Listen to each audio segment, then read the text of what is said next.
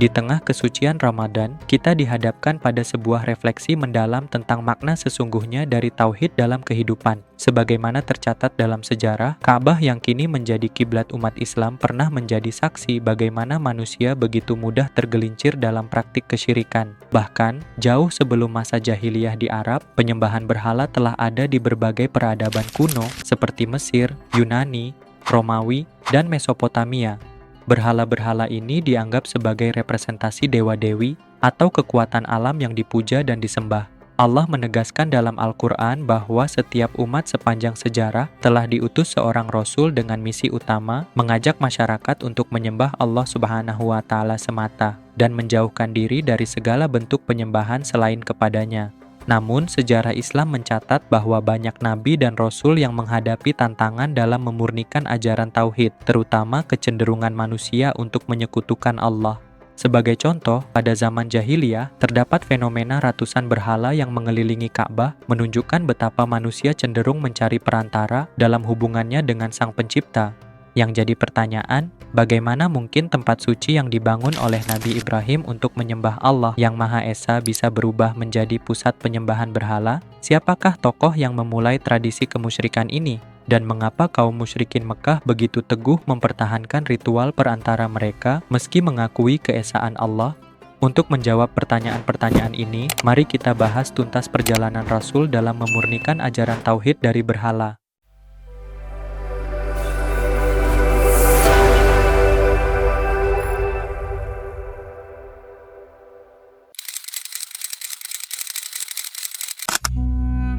Praktik penyembahan berhala telah ada jauh sebelum era Arab Jahiliyah, dengan jejak yang dapat ditelusuri pada peradaban-peradaban kuno seperti Mesopotamia, Mesir, dan Mediterania. Arkeologi mencatat bahwa masyarakat primitif awal mengembangkan kepercayaan animistik dan politeistik, di mana benda-benda alamiah, patung, dan makhluk mitologis dipandang memiliki kekuatan spiritual yang disembah.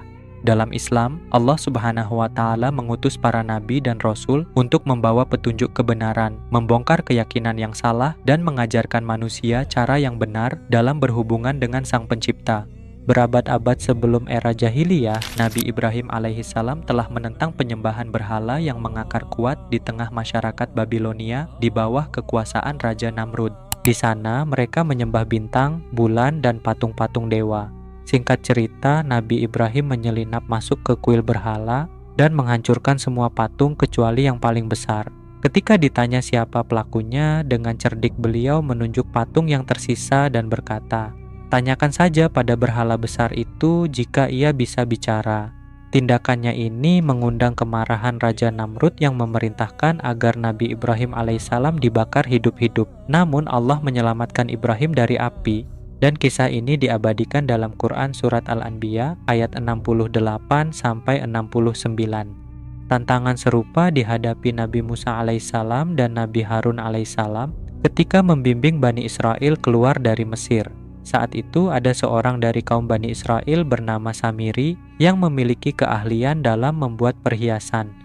Singkatnya, ketika Nabi Musa alaihissalam sedang pergi untuk bermunajat dan Nabi Harun ditugaskan untuk memimpin selama Nabi Musa pergi, Samiri memanfaatkan kesempatan ini. Ia mengumpulkan perhiasan emas dari Bani Israel dan membuat patung anak sapi yang dapat mengeluarkan suara.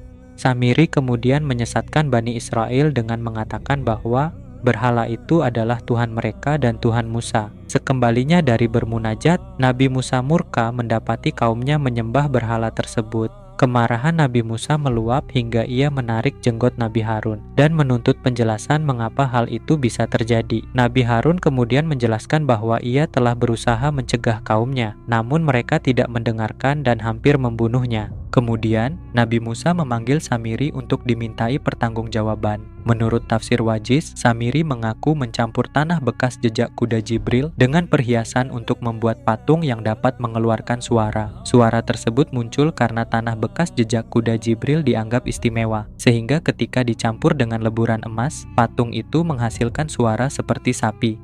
Samiri memanfaatkan keinginan Bani Israel untuk memiliki Tuhan berwujud sebagai sesembahan. Atas perbuatannya, ia dihukum dengan pengusiran dan dilarang mendekati kaumnya oleh Nabi Musa.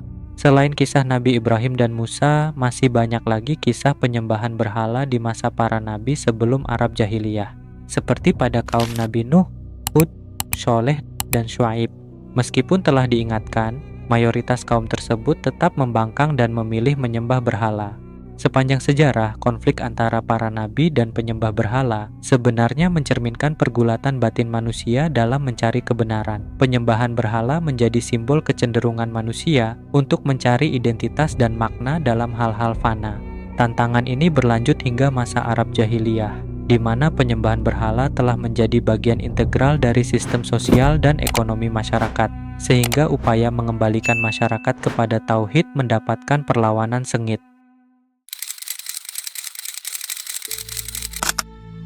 Amr bin Luhai dari kabilah Khuza'ah tercatat sebagai tokoh kunci dalam penyebaran penyembahan berhala di masyarakat Arab. Meski ia merupakan seorang pemimpin yang terkenal soleh, kepercayaannya berubah saat melakukan perjalanan ke wilayah Syam. Dia sangat kagum melihat penduduk setempat yang menyembah patung-patung.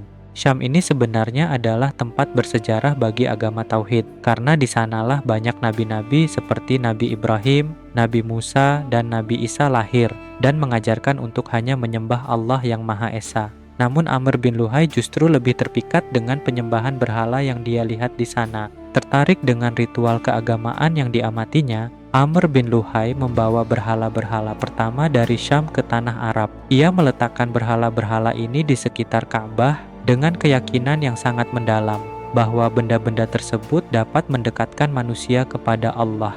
Dalam buku The Lost Story of Ka'bah karya Irfan Sarhindi dikutip pernyataannya, "Sesungguhnya aku melihat patung-patung semisal ini disembah di negeri para nabi Syam, dan aku melihatnya sebagai perkara yang baik, sesuatu yang dapat mendekatkan kita kepada Allah." Pengaruh Amr bin Luhai sangatlah besar. Sebagai sosok yang dianggap ulama besar, ajarannya dengan cepat tersebar dan diterima. Masyarakat Mekah mulai mengikuti praktik penyembahan berhala, dan secara berangsur-angsur praktik ini menyebar ke berbagai kota dan suku di seluruh jazirah Arab. Suku Quraisy sebagai penjaga Ka'bah memainkan peran sentral dalam mengembangkan dan memperkuat sistem ini. Tokoh-tokoh Quraisy seperti Abu Lahab, Umayyah bin Abdusyams, dan Al-Walid bin Al-Mughirah adalah tokoh yang gigih mempertahankan tradisi penyembahan berhala. Setelah Nabi Muhammad diangkat sebagai Rasul, mereka menjadi vokal menentang dakwah Islam. Ironisnya, meskipun mengaku sebagai keturunan Nabi Ibrahim, masyarakat Arab Jahiliyah telah sepenuhnya menyimpang dari ajaran Tauhid asli. Ka'bah yang awalnya dibangun sebagai rumah suci penyembahan Allah yang Maha Esa, saat itu telah berubah menjadi pusat penyembahan berhala yang dianggap sebagai perantara untuk mendekatkan diri kepada Allah.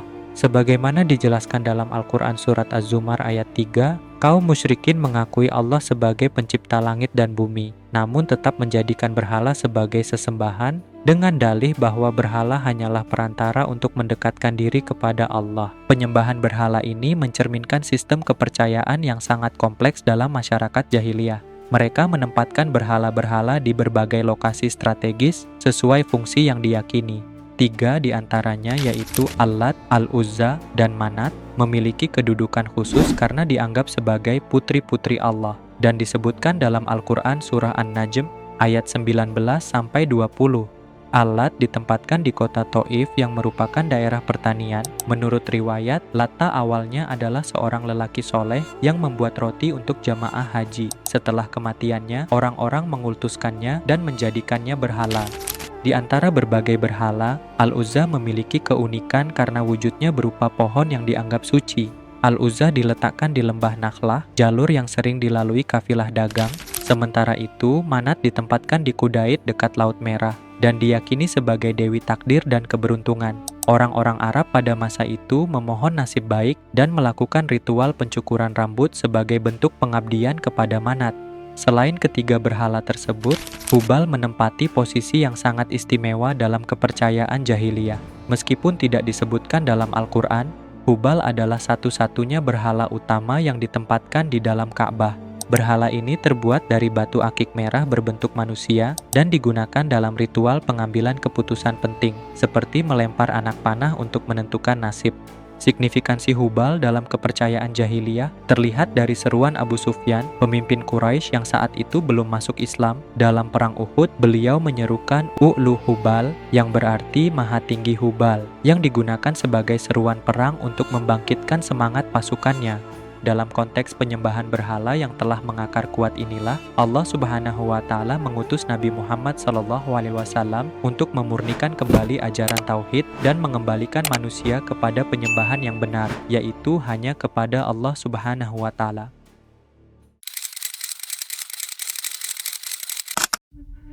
Perjalanan pemurnian tauhid di Mekah dimulai ketika Rasulullah SAW menerima wahyu pertama di usia 40 tahun. Dengan penuh kesabaran, beliau memulai dakwahnya mengajak masyarakat Mekah untuk meninggalkan penyembahan berhala dan kembali kepada ajaran tauhid yang murni. Namun, dakwah ini mendapat penolakan keras dari kaum Quraisy dan berbagai kabilah seperti Bani Jumah, Bani Sahm, Bani Makhzum, Bani Asad, dan Bani Abduddar yang merasa terancam kehilangan pengaruh dan keuntungan dari sistem penyembahan berhala. Penolakan yang semakin keras berujung pada hijrahnya Rasulullah dan para sahabat ke Madinah. Di kota baru ini, beliau tidak sekadar mencari perlindungan, tetapi justru membangun fondasi masyarakat Islam yang kuat dan terorganisir. Contohnya, Rasulullah SAW membangun Masjid Quba yang menjadi masjid pertama dalam sejarah Islam. Kemudian beliau mendirikan Masjid Nabawi, mempersaudarakan kaum Muhajirin dan kaum Anshor, menyusun Piagam Madinah, serta memimpin dakwah dan membangun masyarakat Islam yang kuat. Meskipun jauh dari Mekah, cita-cita untuk membebaskan kota suci ini dari praktik kesyirikan tetap membara dalam hati Rasulullah SAW dan para sahabat.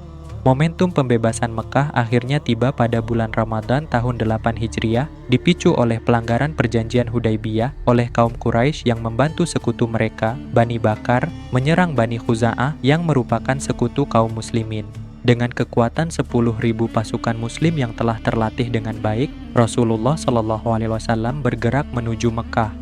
Sebelum memasuki kota, Rasulullah SAW menunjukkan kemuliaan Islam dengan menjamin keamanan bagi siapa saja yang berlindung di 3 tempat, yaitu di rumah mereka masing-masing, Masjidil Haram, atau kediaman Abu Sufyan yang merupakan pemimpin Quraisy yang telah memeluk Islam.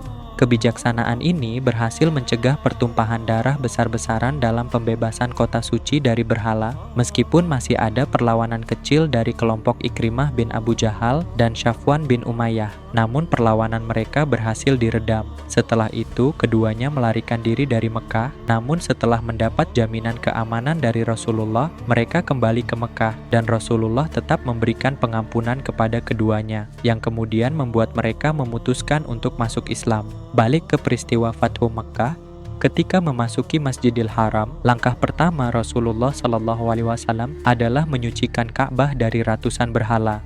Sambil menghancurkan berhala-berhala tersebut, beliau membacakan ayat Al-Quran Surat Al-Isra ayat 81 yang menyatakan kemenangan kebenaran atas kebatilan. Suara adzan yang dikumandangkan Bilal bin Rabah dari atas Ka'bah untuk pertama kalinya menjadi proklamasi kemenangan Tauhid di tanah Mekah. Puncak dari pembebasan ini adalah pidato bersejarah Rasulullah SAW di depan Ka'bah yang menegaskan prinsip-prinsip fundamental Islam, yaitu persamaan derajat manusia, penghapusan perbudakan, dan penegakan keadilan. Beliau juga memberikan pengampunan umum kepada penduduk Mekah, menunjukkan bahwa Islam adalah agama rahmat yang mengutamakan perdamaian. Peristiwa ini menandai kembalinya Ka'bah kepada fungsi aslinya sebagai pusat peribadatan kepada Allah Subhanahu wa Ta'ala, sekaligus membuktikan kebenaran janji Allah bahwa Islam akan menang dan tersebar ke seluruh penjuru dunia. Perjuangan memurnikan tauhid tidak berhenti pada masa Rasulullah SAW. Di era modern ini, meski bentuk fisik berhala seperti yang ada di sekitar Ka'bah telah tiada, namun tantangan tauhid justru semakin kompleks dan beragam. Bahkan, praktik-praktik syirik klasik seperti penyembahan pohon keramat, batu, atau tempat-tempat yang dianggap sakral masih dapat ditemui di berbagai belahan dunia, termasuk di sekitar kita. Mereka beranggapan tempat-tempat itu memiliki kekuatan magis dan bisa mendatangkan berkah atau menolak bala. Hal ini tidak jauh berbeda dengan praktik penyembahan berhala seperti Al-Uzza, Latta, dan Manat di masa jahiliyah, yang dianggap sebagai perantara antara manusia dan Allah. Di sisi lain, patung, lukisan, atau karya seni lainnya di zaman sekarang sebenarnya tidak menjadi masalah selama tidak dijadikan objek penyembahan atau dianggap memiliki kekuatan tertentu.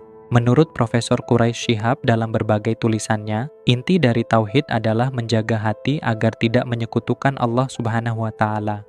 Dalam konteks ini, patung atau lukisan yang dibuat untuk tujuan seni, pendidikan, atau sejarah dan tidak disembah atau diagungkan tidak termasuk dalam kategori syirik. Yang dilarang adalah ketika karya-karya tersebut dijadikan sarana untuk menyembah selain Allah atau dianggap memiliki kekuatan spiritual yang independen dari kehendaknya. Namun, penting diingat bahwa dalam keberagaman keyakinan, ada agama atau kepercayaan lain yang menjadikan patung, pohon, atau benda tertentu sebagai bagian dari ritual ibadah. Sebagai umat Islam, kita perlu menghormati perbedaan ini sambil menjaga prinsip tauhid, sebagaimana firman Allah dalam surah Al-Kafirun, "Untukmu agamamu dan untukku agamaku." Dengan demikian, kita bisa hidup harmonis tanpa mengorbankan akidah. Refleksi di Ramadan ini mengingatkan kita akan pentingnya menjaga ketauhidan dan menjauhi segala bentuk penyembahan berhala, baik yang tampak jelas maupun yang tersembunyi.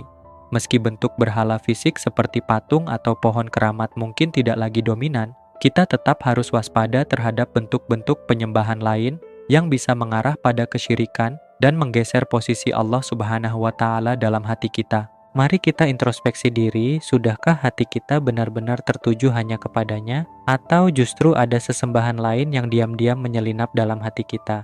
Semoga Ramadan ini membawa kita pada pemahaman tauhid yang lebih mendalam dan menjadikan kita hamba yang benar-benar berpasrah diri kepada Allah Subhanahu wa Ta'ala. Demikianlah pembahasan kali ini. Terima kasih buat yang sudah menyimak sampai habis. Sampai jumpa di episode Ragam Dimensi berikutnya. Jangan lupa support channel ini dengan like, komen, share, dan subscribe agar channel ini bisa berkembang dan terus memberikan manfaat. See you in the next dimension.